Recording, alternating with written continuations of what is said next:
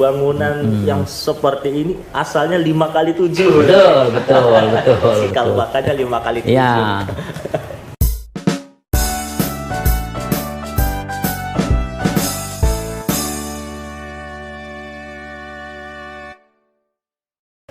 Assalamualaikum warahmatullahi wabarakatuh. Waalaikumsalam warahmatullahi wabarakatuh. Selamat jumpa kembali dengan podcast Pondok Pesantren Minhajul Thalibin dengan saya Abdul Nasir.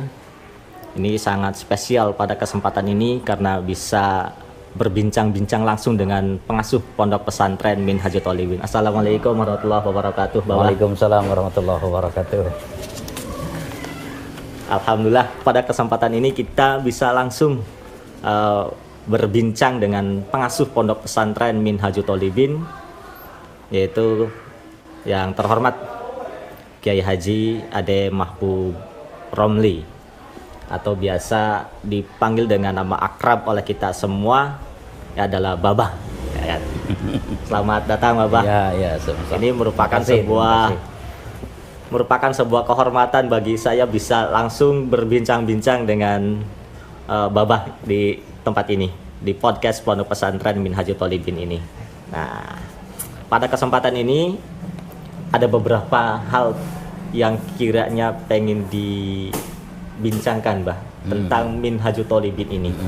Karena nama Minhajul Thalibin ini luar biasa. Bagaimana sih asal muasal daripada berdirinya Pondok Pesantren Minhajul Thalibin? Bisa diceritakan, Bang? Ya, makasih atas pertanyaannya dan kunjungannya. Semoga nanti apa yang disampaikan ini bisa menjadi catatan buat kita semua.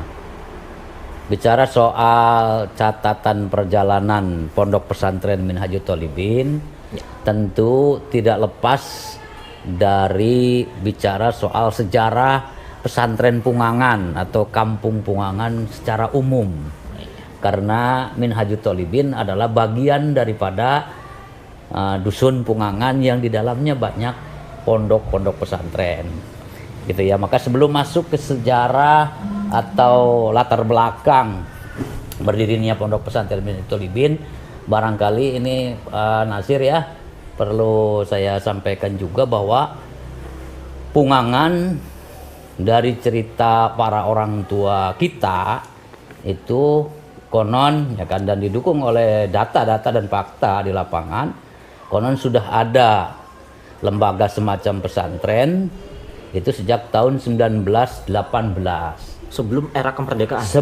kemerdekaan. Wow. Yang diasuh kiainya namanya Kiai Madrais bin Kiai Abdul Rojak itu ya. Sebelum merdeka Pungangan sudah ada pesantren. Kemudian dilanjutkan mengalami patrah ke Pakeman karena di era penjajahan ya masih. Betul.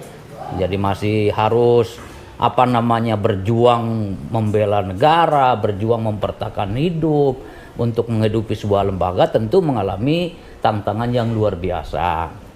Kemudian hilanglah itu pesantren di bawah asuhan Kiai Madrais tadi. Kemudian mengalami kekosongan, muncul kembali pesantren yang dipimpin oleh Kiai Asy'ari. Itu ya, letaknya itu sebelah selatan masjid itu di situ. Kiai Asy'ari ya kan. Kemudian punya putri itu namanya Ibu Hajah Rohilah, punya putra Kiai Haji Ai Mugni. Nah, itu alhamdulillah dari Kiai Asy'ari ada penerusnya, dicucu berarti. Nah, baru kemudian ini sebelum masuk ke Minhajul Thalibin ya, sebelum masuk ke Minhajul Thalibin. Ini sangat penting ini penting, ini saya pikir penting supaya anak-anak muda, generasi Pungangan khususnya, para alumni Pungangan khususnya itu menjadi tahu bahwa Pungangan itu tidak ujug-ujug seperti sekarang gitu. Berarti memang Pungangan dari sejak dulu itu sudah menjadi kampung yang notabene agamis begitu. Betul. Pungangan itu sejak sebelum kemerdekaan sudah menjadi kampung agamis, bahkan sudah ada pesantren. Jadi tidak benar kalau ada orang yang kemudian mengklaim bahwa Pungangan itu kampung yang awam. Itu tidak benar, perlu diluruskan gitu. Di era Kiai Asy'ari, kemudian zaman itu Kiai Abdul Karim, kemudian Kiai Mu'tamad, Kiai Tamad masih di pesantren. Masih di pesantren. Saat beliau sesepuh Pungangan sesepuh Pungangan sekarang, ya, masih di pesantren Kiai Tamad, atau nama aslinya mungkin Kiai Mu'tamad ya, masih di Sempur Purwakarta. Kemudian Kiai Abdul Karim masih di Jombang, Jawa jadi Timur. Kiai Hasyim Asy'ari ya, pesantrennya gitu ya. Nah di saat itulah kemudian datang para pengajar tambahan, karena kegiatan keagamaan pembelajaran di Pungangan sudah jalan. Itu dari tokoh Garut, orang Garut lah aslinya, namanya Muhsin, Ajengan Muhsin. Iya, pertama kali datang. Dia punya istri di Rancabango, mengajar nahwu sorof di masjid di Pungangan. Sekitar beberapa tahun kemudian datanglah satu yang kemudian menjadi sesepuh Pungangan, yaitu Kiai Haji Samsudin. Jadi Kiai Samsudin itu di generasi berarti keempat lah ya. Generasi keempat. Nah, sekitar generasi keempat Kiai Madrais, Kiai Asy'ari, kemudian di era Kiai Asy'ari itu ada ya tadi pengembang Islam, pengajar pesantren, ada Ajengan Muhsin, kemudian ada Kiai Abdul Wahid di sininya, kemudian ada tokoh-tokoh yang lain, ya kan? Itu baru kemudian datanglah Kiai, ini kayaknya silau ini kacamata ya, dilepas dulu lah ya. Kacamatanya membuat silau, dilepas dulu. Maka kemudian ya kan, kalau dirunut sejarahnya lebih jauh ke sana itu akan lebih lengkap. Maka muncullah kemudian datang Kiai Samsudin diterima karena beliau seorang yang berilmu dan di Pungangannya sudah ada kegiatan keagamaan yang mumpuni dan sedang bergairah keagamaannya tinggi. Di antara yang menerima itu adalah kakak dari kakek kami, yaitu Kiai Abdul Wahid. Kiai Abdul Wahid itu Kiai bin Turmudi. Bapak Turmudi itu punya anak yang di Pungangan itu 4, yaitu Kiai Abdul Wahid, Kiai Bapak Wa'an itu ayah dari ibu kami. Jadi Bapak Abdul Wahid itu kakak dari kakek kami. Nah, diterima di situ. Kemudian karena berilmu diposisikan sebagaimana orang yang berilmu. Gitu. Sebelumnya pula, ini sebelum masa-masa itu kembali mundur ke zaman Kiai Madrais, itu di tempat ini, di tempat Minhajul Thalibin ini kaitannya dengan Minhajul Thalibin ya. Ada tokoh agama yang sampai hari ini masih dikenal namanya, masih diingat namanya. Siapa namanya Mbah Kiai Jumas. Ya, Mbah Jumas. ingat ya. Sampai kali ini di belakang pesantren itu dikenal namanya Kali Jumas. Jadi diabadikan. Iya, jadi diabadikan. Ya kan, ada namanya kayak legenda lah. Ada legendanya. Ini kali ini karena dipakai untuk tempat mandi, berwudu, bersucinya beliau. Beliau itu petapa. Itu tempat ngebak saya. Iya. Ya para santri baru rata-rata gebak lah. Itu mudah-mudahan berkah. Karena tempat dulu mandinya, berwudunya, bersucinya Mbah Jumas. Mbah Jumas itu persis di atas dapur itu. Punya tempat ya, satu ruangan untuk kholwat lah, karena beliau itu seorang yang sufi gitu, berpakaian selalu pakaian dengan jubah seperti para wali ya. Kalau kami nggak berani lah menyebut wali ya, bisa saja wali Allah, karena ketika beliau wafat pun di sini wafatnya, tetapi tidak ada makamnya, tidak ada mayatnya entah kemana. Sampai hari ini makamnya nggak ada, tempatnya ada, patilasannya, musolanya ada, tadinya sudah jadi milik bagian daripada Minhajul Thalibin. Nah, era sebelumnya di sini itu ya buyut, bahkan ayahnya buyut kami itu namanya Bapak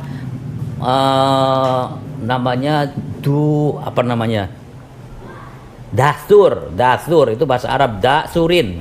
Ya, Bapak buyut Dastur itu juga cerita dari keluarga, dari nenek kami. Beliau itu adalah seorang tokoh dari kerajaan Mataram yang dulu ikut bersama-sama dengan tentara Mataram waktu akan merebut Batavia dari kekuasaan VOC. Jadi salah satu pejuang. Iya, salah pejuang di zaman sebelum kemerdekaan. Kemerdekaan gitu. ini jauh ini. Ini jauh, bicara jauhnya begitu. Makanya kalau dibicarakan ini diprodcastkan lama, ini butuh lama kalau mengulas sejarah soal kampung Pungangan. Ya, Tapi titik tekan kita hari ini adalah sebagaimana pertanyaan tadi ya. Tapi menarik ini kalau Nasir ini. Kalau sejarah tersebut kemudian dibukukan agar kemudian generasi-generasi Pungangan ini juga tidak lupa akan yang namanya sejarah gitu kan, bisa itu kayaknya direkomendasikan untuk dibukukan gitu kan di ya boleh lah ini ya kan, sahabat Nasir ini yang lagi masih menempuh jenjang pendidikan yang lebih tinggi ini boleh jadi bahan penelitian untuk dibuatkan buku gitu ya, boleh ini sejarah Pungangan secara utuh itu supaya bisa menuliskan jangan hanya sebagian kecil saja tapi secara utuh diangkat gitu kan.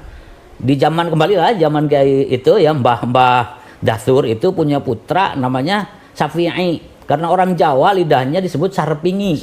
Iya gitu. Sarungan iya gitu. Itu beliau bercerita ya lewat putrinya, karena nenek itu putrinya beliau gitu kan, bercerita nenek kami itu berarti putrinya bapak itu Sarpingi itu sudah diajari ngaji di sini tempatnya di Pungangan oleh kiai bernama Kiai Thayyib dari Radu Dongkal.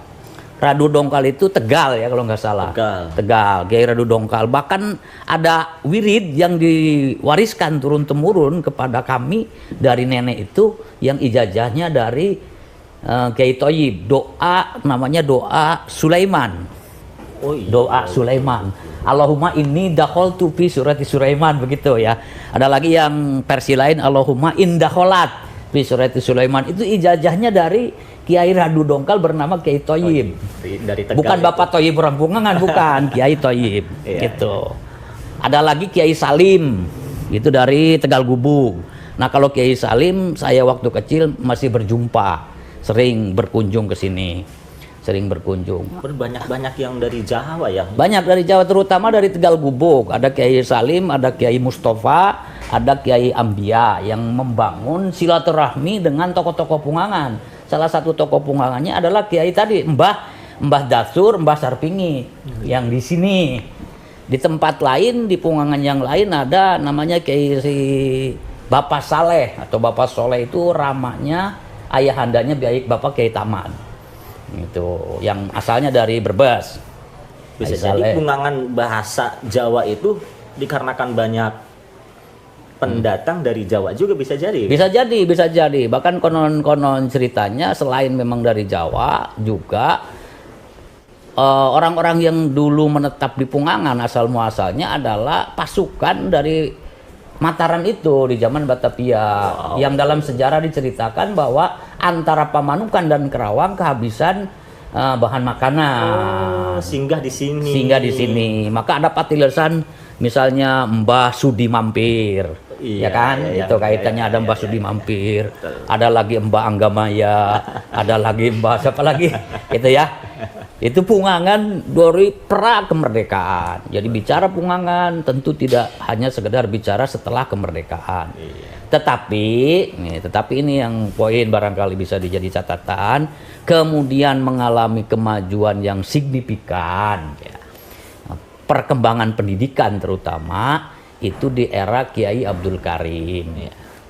Dulunya pesantren hanya pesantren bersifat non formal ya, kobong aja. Kedatangan Kiai Abdul Karim tamat pesantren dari Jombang, kemudian mendirikan madrasah Ibtidaiyah Persamaan. Masih ada nama Persamaan. Penjelasan ini kesaksian dari ayahanda kami, mertua ya Bapak Kiai Rofi'i. Nah, beliau adalah orang dekatnya ya kan, bahkan asisten utamanya gitu kan. Itu namanya ya, iya. Itu namanya masih persamaan. Terus kemudian sampai sanawiyah ada aliyah. Nah, di era tahun ini kita mulai masuk nih. Ini jadi secara universal, secara luas kita mengerucut. Iya, kita mengerucut nih. Itu pun yang tadi yang pra kemerdekaan itu hanya sekilas saja ya. Betul. boleh nanti didalami lagi lain kesempatan.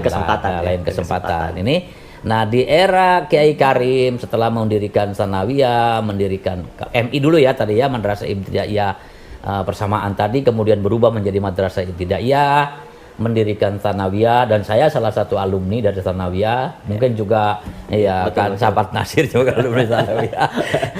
Aktivis ya. Di sana. Iya, aktivis di sana, alumni di sana. Dan kebanggaan kita semua sebenarnya gitu kan. Betul. Kemudian juga beliau tidak berhenti di situ, mendirikan juga Madrasah Aliyah di sana, Aliyah. Nah, di era tahun 90-an, 93 95 lah antara itu ya kan. Kemudian beliau Kiai Abdul Karim itu mulai sakit-sakitan. Yang pada akhirnya 95 kalau nggak salah wafat, dan Pungangan kemudian semacam mengalami ketidaksiapan regenerasi. Nah, pada waktu itulah kemudian kami ya kan sekeluarga, yaitu saya dan kakak saya Kiai Mahfud Romli didampingi oleh ayahanda kami Mbah Romli, itu kemudian menyelenggarakan kegiatan pengajian. Ini pengajian aja. Karena banyak anak yang hanya didominasi kesehariannya itu bermain. Jadi prihatin melihat anak-anak kecil usia belajar, usia ngaji, tapi waktu-waktunya hanya digunakan untuk bermain saja. Akhirnya berinisiasi mendirikan kegiatan pengajian. Waktu itu waktunya ba'da zuhur. Iya, kan kegiatan sekolah udah selesai. Kemudian kaminya juga sudah sebelum tahun 2000-an lah ya itu ya. Sebelum tahun 2000-an diperkirakan. Persisnya bukan diperkirakan, persisnya karena kami pelaku itu di tahun 1994. 1994. Ya, di 94. Ingat betul 94 karena kami 91 92 itu merantau di Jakarta. Mengadu nasib. Pengen kayak orang-orang gitu. Pengen kayak orang-orang, mencoba mengadu nasib, pengennya melanjutkan kuliah tanpa merepotkan orang tua, biaya sendiri. Karena zaman itu di kampung, di daerah belum ada kampus, hanya di kota-kota besar perkuliahan itu. Berarti sempat kuliah di Jakarta? Iya, sempat masuk kuliah walaupun nggak sampai 1 semester gitu kan. Sempat masuk lah. Di Jayabaya pernah masuk 1 semester, ya kan. Pernah masuk di Salahuddin juga hanya 1 semester gitu kan. Karena kayak tadi ekonominya belum dapat, sekolahnya pengen. Pas mau semesteran ditagih bayaran uang semester keluar gitu. Ini jadi inspirasi buat kita semua. Iya, betul.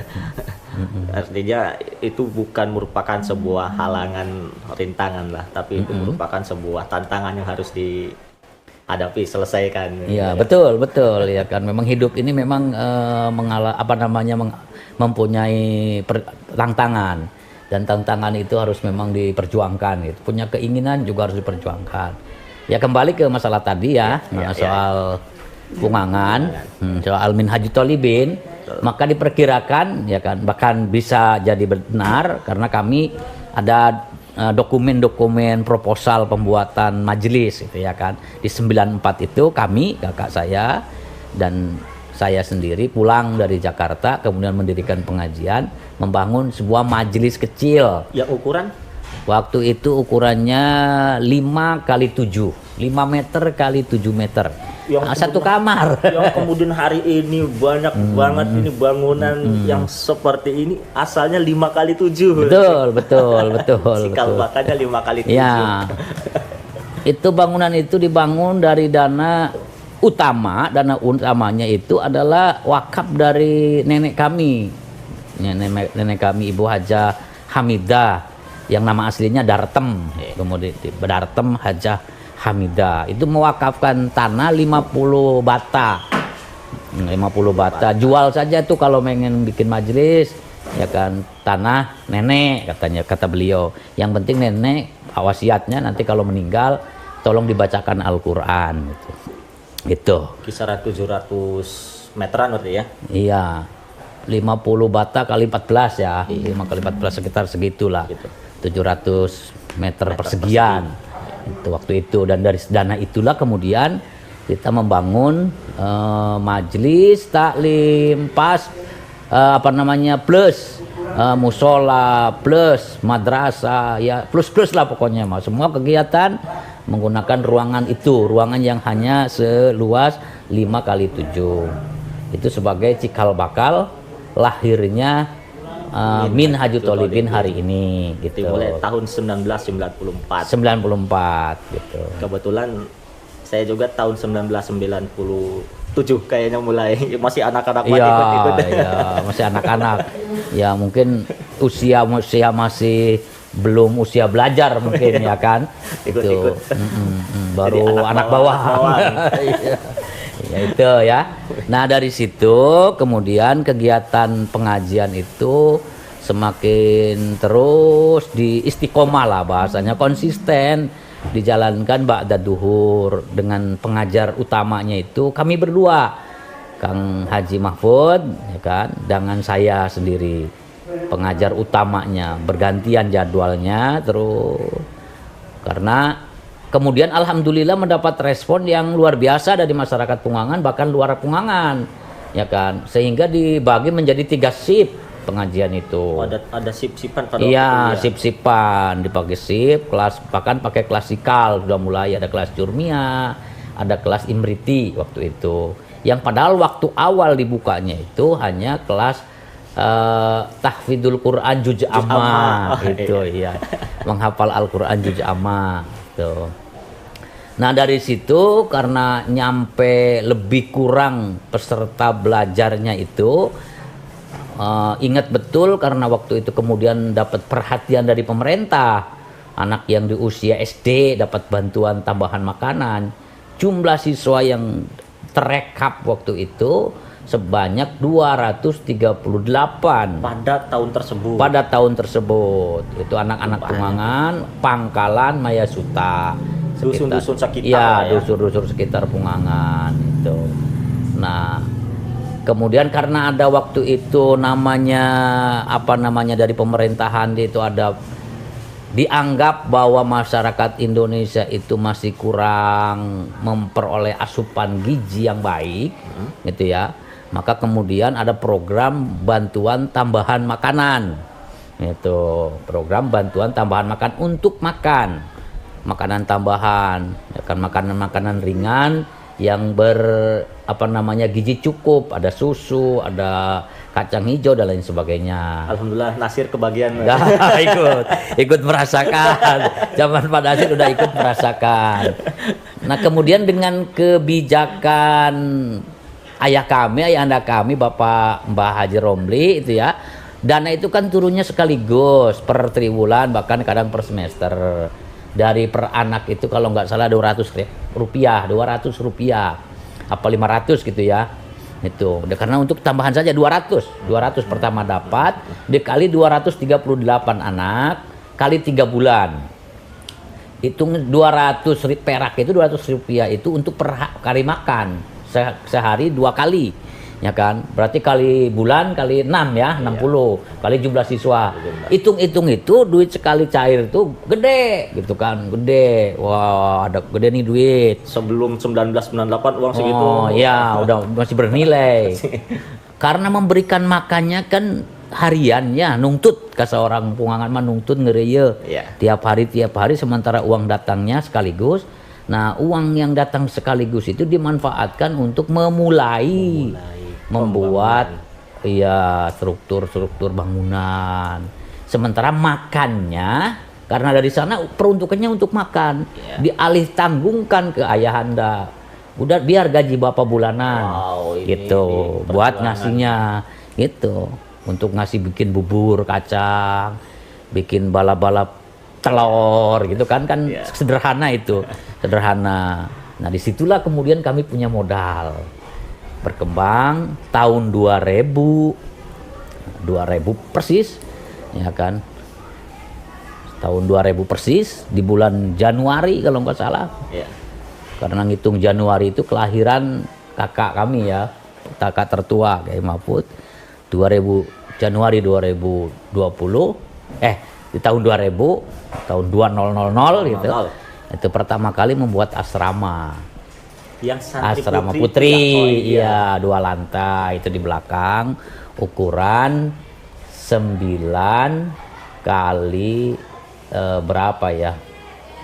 9 kali 12 kalau nggak salah, 9 kali 12. Kalau membicarakan santri di generasi-generasi awal, yang selain daripada masyarakat sekitar lah, dalam artian santri yang mukim, itu yang terjauh dari mana? Santri yang mukim di awal-awal ya, sebelum terjauh mungkin yang pertama kali dulu ya. Oh iya? Yang pertama kali mondok di sini itu saya masih ingat betul, itu namanya Tati Nur Hasanah apa Nur Hayati ya gitu ya. Tati namanya. Tati itu asalnya dari Gempol, Karawang. Itu santri awal, perempuan. Ya kan. Situ. Generasi awal. Generasi awal. Kemudian ada yang ngikut, ya kan. Itu sebelum Tati mukim di sini, itu sebenarnya ada dulu yang ngikut karena Kiai Haji Mahfud itu di masa mudanya pernah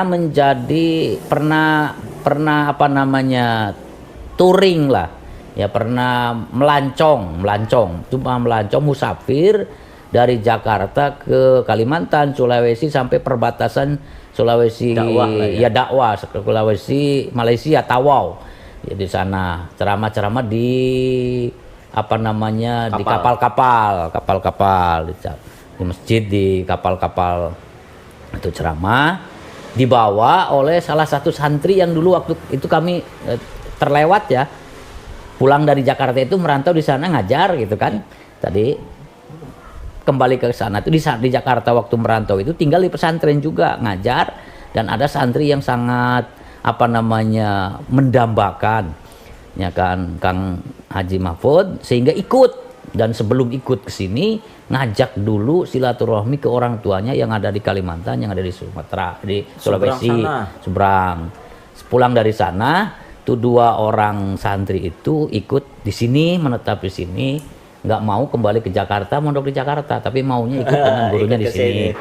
Santri terjauh itu iya. Generasi awal-awal dari yang dari Kalimantan. Dari Kalimantan dan Sulawesi. Itu namanya siapa, Abdul Aziz dengan Lukmanul Hakim kalau nggak salah ya, masih ingat namanya ya, Abdul Aziz. Halo Abdul Aziz nih, di mana ini?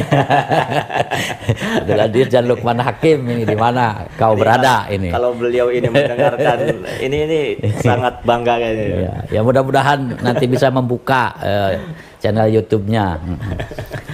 Ya ada kabar sih untuk Abdul Aziz, ada kabar terakhir itu katanya beliau menjadi PNS di SMA Negeri 1 di Balikpapan atau mana gitu ya, di daerah itu. Beliau alhamdulillah gitu kan menjadi dai juga gitu. Jadi dai.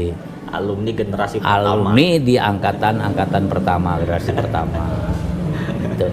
Nah, itu untuk awal-awal juga berarti kan tidak lepas ya namanya lembaga pendidikan ya, pesantren yang namanya tenaga pengajar. Itu gimana tenaga pengajar di angkatan awal di sini gitu kan? Itu dari apa namanya, dari mana saja yang aktif ngajar di sini itu? Dulu waktu di awal-awal berdiri ya Majelis Taklim, kami menamakannya Majelis Taklim Minhajut Thalibin. Dipopulerkan MT 2 MT. Iya, MT Majelis Taklim yang pertama, yang kedua MT Minhajut Thalibin. Ya kan, Minhajut Thalibin. Itu tentu di awal-awal masih berupa Majelis Taklim dengan bangunan ukuran 5x7, pengajarnya hanya berdua, yaitu saya sendiri dengan kakak saya Kiai Mahfud Romli. Nah di tahun 2000 kemudian membuat asrama karena adanya santri yang dari luar yang tidak memungkinkan untuk bolak-balik.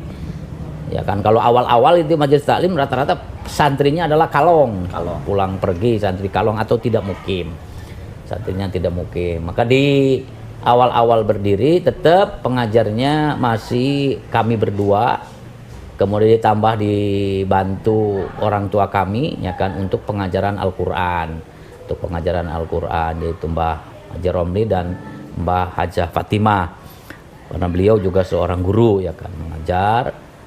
Kemudian dalam perkembangannya Kemudian di tahun 2003 kembali ya kan kami mendapatkan akses dana dari pemerintah, ya kan? Ini dari Kementerian Agama, sekarang dulu namanya Departemen Agama. Itu dapat bantuan imbal swadaya untuk pembuatan asrama. Ya, itu di tahun 2003. Di 2003 alhamdulillah bantuan untuk lokal yang ukuran 9 kali 8 ya kan jumlah nominalnya waktu itu 30 juta itu dapat dimanfaatkan, kemudian dibuat bangunan ukuran 10 kali 15 2 lantai gitu kan. Nah disitulah mulai kemudian Majelis Taklim Minhajul Thalibin kemudian menjadi berubah nama atau metamorfosis menjadi Pondok Pesantren Minhajul Thalibin. Itu di tahun 2003. Nah, ini sangat penting ya kepada para yang giat menulis, ada yang bakat menulis. Ini sejarah Minhajul Thalibin juga kayaknya perlu untuk dibukukan kayak gitu agar kemudian kita para generasi itu tidak lupa kan sejarah tersebut gitu kan, bisa diabadikan gitu. Sekilas untuk sejarah Minhajul Thalibin udah pernah saya tulis sendiri. Sudah ada ya. Ya bahkan kalau kita cari di Google juga sejarah Pondok Pesantren Minhajul Thalibin Subang, insya Allah akan didapatkan langsung muncul. Untuk sejarah Minhajul Thalibinnya. Para alumni ini contoh misalnya. Akses ini tadi yang coba saya juga share ke grup Yamin, itu ada tuh ini yang kemudian mengambil data ya kan dari kami. Itu diantaranya situs bernama Hujroh.com Index, itu menulis tentang Pondok Pesantren Minhajul Thalibin Patok Besi Subang. Isinya sejarah Pondok Pesantren Minhajul Thalibin. Sudah ada di situ ya. Jadi sudah menjadi konsumsi umum lah ya. Bisa diakses oleh siapapun, termasuk alumni ini untuk mengkaji lebih dalam lagi tentang sejarah itu ini. Untuk sejarah Minhajul Thalibinnya, tetapi hanya sekilas. Kalau saya sih lebih cocok menggunakan catatan perjalanan, belum sejarah. Belum. Betul. Nah, itu itu tadi kita bicarakan sejarah tentang Minhajul Thalibin. Saya ini pengen nanya tentang aktivitas Babah ini selain di pesantren itu aktif di mana gitu Aktif, maksudnya gimana? Aktif di mana? Aktif di organisasi. Organisasi ya. Selain ngurus santri gitu kan. Selain ngurus santri, selain ngajar, ngurus ngaji, aktivitas lainnya bertani. Aktivitas lainnya bertani, ngurus tanah. Adapun urusan organisasi, dulu waktu di awal-awal kami merintis pesantren memang aktif di organisasi politik, yaitu di PKB. Di PKB. Organisasi lain ada ya memang yang mengajak, menawari, baik terhadap saya sendiri, apalagi terhadap Kang Haji Mahfud, ya kan, mengajak untuk aktif di NU misalnya. Bahkan ketika kami berkunjung ke PBNU di RMI misalnya, masa pertama kali ketumnya Bapak Akil Siraj, Kiai Haji Akil Siraj, itu ada teman yang mengajak setengah memaksa untuk masuk di PB di RMI. Iya, tapi karena kesibukan di sini ya kan yang butuh diurus dengan serius, kami lebih memilih untuk concern ngurus pesantren, pesantren. Dengan kayak tadi lah filosofinya, orang yang pengen ngurus NU atau nguras NU bisa jadi begitu, itu banyak berebut, ya kan. Tapi kalau yang ingin ngurus Minhajul Thalibin, ya sedikit bisa jadi nggak ada yang mau. Siapa lagi kalau bukan kami pendirinya. Itu intinya begitu. Intinya begitu ya. Ingin membesarkan dulu Minhajut Thalibin. Kalau NU sudah besar, dengan sendirinya sudah banyak yang pada pengen bahkan berebut, ya kan, mengambil posisi strategis di NU. Kami insya Allah tetap Amaliyah NU, jadi grassroots NU. Secara basis ya. Ya, basis NU. Jadi anak apa namanya, jadi akar rumput NU lah. Tinggal walaupun belum masuk di struktural.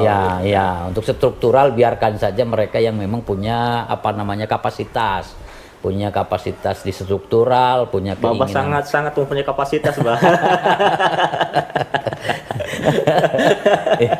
Ya saya yang bicara ini Kang Nasir ya, kalau yang bicaranya ketua PB mungkin akan beda maknanya, atau setidaknya PC lah yang ngomongnya begitu, akan beda ceritanya gitu.